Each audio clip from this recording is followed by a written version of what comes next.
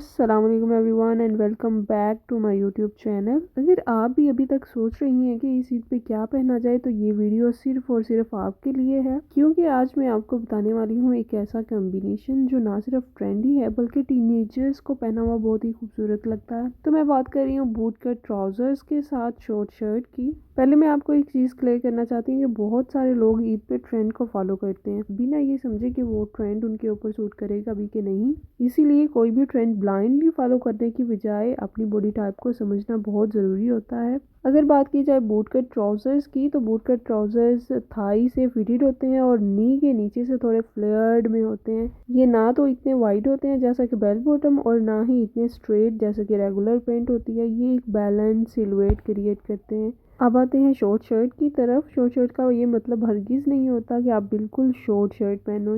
Hope so आज की video आप लोगों के लिए इंटरेस्टिंग रही होगी। तो इस वीडियो को लाइक और चैनल को सब्सक्राइब ज़रूर करिएगा और मिलते हैं नई वीडियो के साथ। Till then stay tuned.